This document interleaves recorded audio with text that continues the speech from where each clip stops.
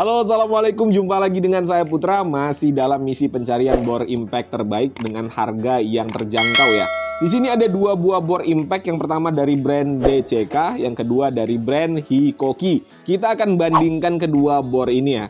DCK ini harganya 480 ribuan, sementara untuk Hikoki ini 550 ribuan. Link pembeliannya saya sertakan pada kolom deskripsi, silahkan cek di bawah. Ini nanti untuk hasil perbandingannya apa yang saya uji saja ya teman-teman ya. Jadi berdasarkan apa yang saya uji. Nanti kalau kalian ada yang tidak sependapat ya nggak jadi masalah ya. Itu hak kalian, yang pasti saya hanya menyampaikan seperti hasil seperti yang saya uji ya. Bagaimana ngomongnya susah nih. Oke, langsung saja kita unboxing. Kita lihat apa saja yang kita dapatkan pada paket pembelian. Yang pertama, ini DCK sudah pernah saya unboxing ya sebelumnya ya. Nggak apa-apa, kita unboxing lagi aja supaya lebih jelas ya. Dengan harga 480 apa saja yang kita dapatkan gitu loh. Ada handle tambahan ya.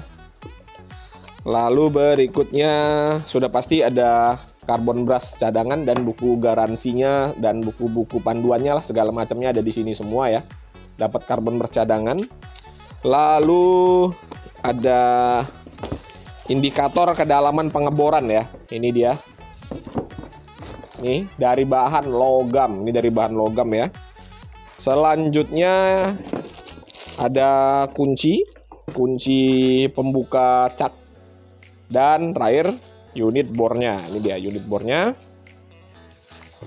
Oke, kita singkirkan terlebih dahulu. Berikutnya untuk Hikoki ya, Hikoki. Ini boxnya sudah bagaimana ini, rusak ya. Oke, kita lihat dulu. Ini sama-sama made in China ya, walaupun Hikoki ini merek Jepang, tapi tetap di sini nih tulisannya made in China nih, made in China ya. Oke, di dalam Hikoki sendiri kita dapat, ini adalah kartu garansinya, sama dengan DCK juga ada garansinya ya. Lalu ada dapat pengunci cak, ya pengunci caknya. Ada buku panduan penggunaan, nih. Terakhir unit bornya, udah itu aja ya, minim ya, tidak ada handle tambahan, tidak ada indikator kedalaman pengeboran, ya udah gini aja ya. Harganya lebih mahal daripada DCK. Oke, selanjutnya kita akan bandingkan untuk build quality-nya. Untuk build quality-nya sendiri sih, ini kalau saya lihat ya, dengan penglihatan mata dan dari sensor-sensor yang diberikan Tuhan pada jari saya ya. Untuk material bahannya, ini kualitas plastik yang digunakan pada kedua bor kurang lebih sama baiknya ya, sama baiknya teman-teman. Tetapi di sini DCK unggul karena dia memiliki grip karet ya. Jadi ada grip karetnya di sini, nggak pelit ya.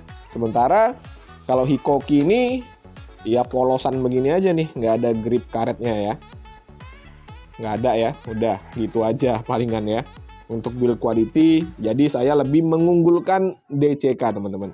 Lalu dari fiturnya sendiri, ini sama-sama punya fitur hammer impact. Tetapi Hikoki ini tidak disertakan untuk handle tambahan. Jadi pada saat kita bekerja keras ini agak sedikit sulit ya saya rasa ya. Karena pengalaman saya menggunakan bor impact seperti ini, kalau tidak ada handle tambahannya ini tenaganya akan sulit untuk kita kontrol ya. Itu pengalaman pribadi saya.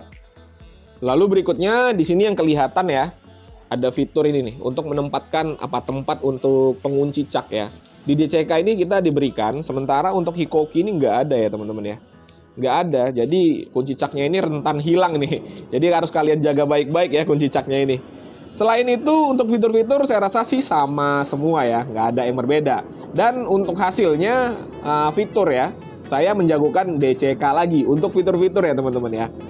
Selanjutnya untuk spesifikasinya langsung saja kita uji ya. Kita akan lihat sama-sama menggunakan alat yang saya miliki.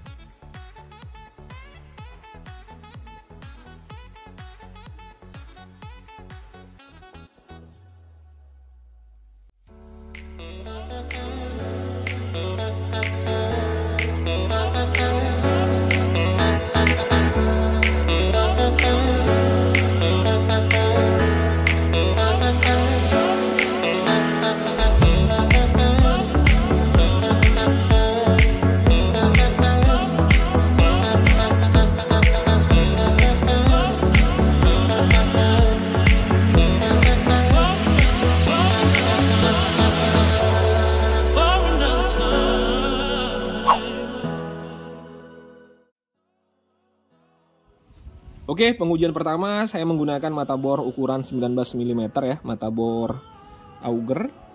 Untuk medianya adalah kayu trap besi. Di sini saya menggunakan kecepatan yang maksimal dari kedua bor, dan untuk modenya adalah mode drilling ya. Mode drilling. Dan ini di sini pengujiannya saya akan coba untuk menghabiskan secara keseluruhan untuk mata bornya ya. Nanti kalau tidak mampu baru kita hitung menggunakan meteran.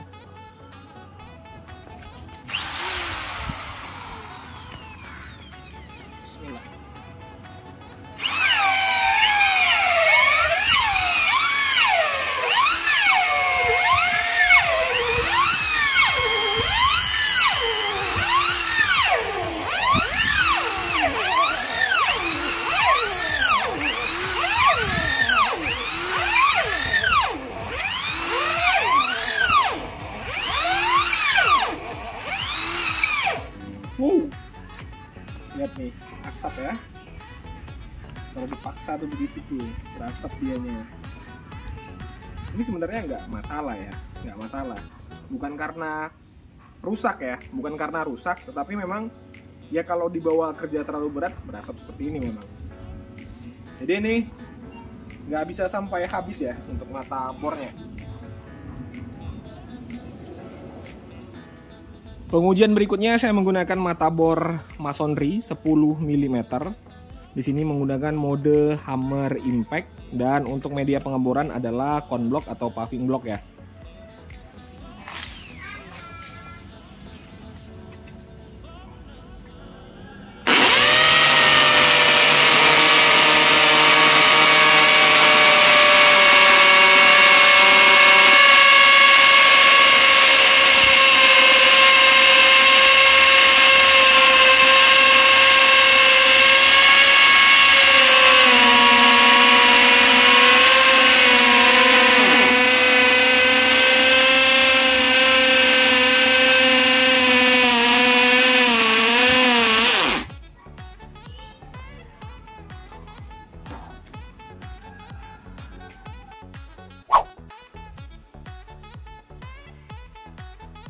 Oke, itu tadi ya teman-teman ya, sudah disaksikan bersama-sama bagaimana saya mengulas antara kedua bor ini ya, DCK dan Hikoki, kurang lebih seperti yang kalian saksikan tadi. Berikutnya saya akan mengemukakan pendapat saya atau mengemukakan mana yang lebih unggul menurut saya pribadi di antara keduanya. Ini murni opini pribadi ya, kalau kalian punya pandangan yang berbeda ya tidak jadi masalah. Yang pasti yang saya kemukakan tadi hasil pengujian yang saya lakukan.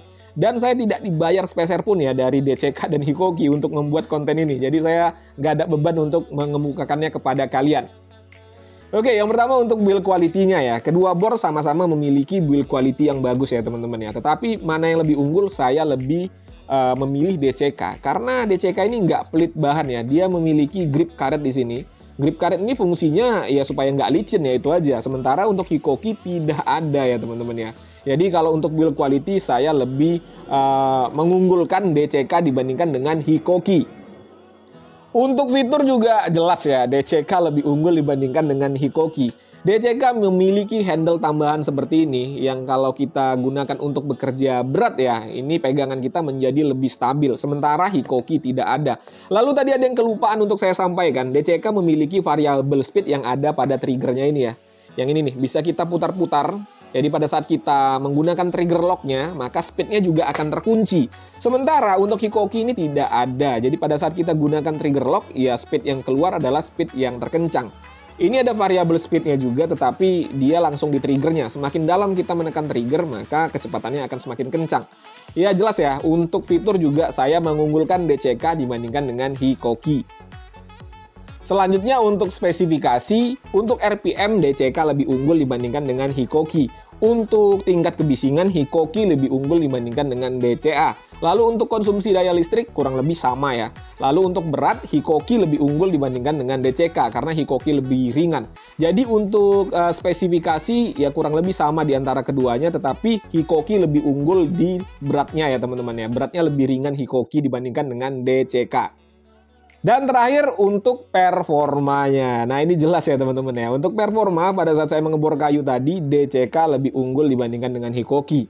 Lalu pada saat saya mengebor menggunakan fitur hammer impact-nya, DCK juga lebih cepat dibandingkan dengan Hikoki. Jadi untuk performa, ya saya lebih memilih atau lebih mengunggulkan DCK lagi dibandingkan dengan Hikoki. Ya bukan berarti Hikoki tidak bagus. Sekali lagi saya katakan ya, Hikoki ini juga performanya mantap ya. Saya katakan mantap untuk performanya. Tadi mengebor kayu dengan menggunakan bit 19 mm bisa sampai segitu kedalamannya. Ini juga sudah cukup mantap ya. Dibandingkan dengan Magtek ya, ini mohon maaf ya, kalau dibandingkan dengan Magtek jauh lebih berkualitas Hikoki ya teman-teman ya. Lalu pasti ada muncul nih pernyataan seperti ini nanti di komentar nih. Bang, DCK ini lawannya bukan Hikoki yang ini, tetapi Hikoki yang harganya lebih mahal. Lah, kalau harganya lebih mahal ya ngapain saya bandingkan dengan DCK ya teman-teman ya. Kita kan mencari harga yang terbaik dengan kualitas yang terbaik ya kan. Ini DCK 480 ribuan ya kalau belum naik. Kalau Hikoki 560 ribuan kalau belum naik juga ya atau belum turun. Kurang lebih segitu. Untuk perbedaan harga hampir 100 ribu rupiah. Dengan performa seperti ini ya pasti saya lebih memilih DCK dibandingkan dengan Hikoki ya teman-teman ya. Ya saya membandingkan ini ya patokannya sekali lagi harganya. Jadi gampangnya gini ya teman-teman ya, ada dua buah produk dengan kualitas yang sama dipajang nih, tapi yang satu harganya lebih murah dibandingkan dengan yang lain.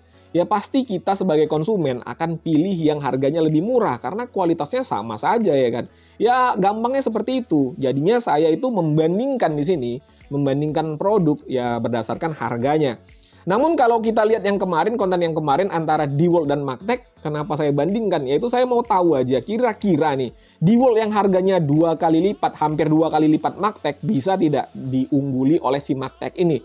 Dan untuk hasilnya ya jelas yang mahal lebih unggul daripada yang murah. Itu sih wajar ya, itu wajar sekali. Tetapi kalau ada yang murah lebih unggul daripada yang mahal, nah itu yang baru luar biasa. Itu baru produk yang luar biasa ya teman-teman ya. Nanti di konten-konten berikutnya saya akan coba bandingkan DeWalt ya dengan harganya yang lebih murah lagi seperti DCK dan DCA ya, atau yang Bosch lah ya. Nanti kita akan bandingkan sama-sama. Kita lihat ya bagaimana performa DeWalt itu kalau kita bandingkan dengan produk yang lebih murah. Sekali lagi bukan mau jelek-jelekkan produk ya, enggak ya teman-teman ya. Saya enggak mau jelek-jelekkan produk, tetapi sebagai konsumen nih, sebagai kacamata konsumen ya, saya seorang konsumen, saya hanya ingin mencari yang terbaik dengan harga yang termurah gitu aja ya, bukan mau menjelek-jelekkan, enggak lah. Ya kayak brand-brand besar itu semua produknya bagus, tetapi harganya memang ya mungkin karena sudah punya nama, jadi harganya lebih tinggi. Misal seperti Xiaomi dan Samsung. Untuk spek HP-nya sama, tetapi harga Samsung cenderung lebih mahal dibandingkan dengan harga Xiaomi. Ya wajar, karena Samsung itu sudah punya nama, sementara Xiaomi ini kan baru merintis. Ya kurang lebih seperti itulah antara brand-brand ternama di Power Tools dengan brand-brand yang baru ada atau baru kita ketahui. Oke teman-teman ya, gitu aja yang mungkin yang bisa saya sampaikan. Seperti biasa, kalau ada pertanyaan dituliskan saja pada kolom komentar. Kalau ada kritik dan saran juga nggak jadi masalah. Jumpa lagi pada konten-konten saya berikutnya. Assalamualaikum warahmatullahi wabarakatuh. Pesawatnya lewat.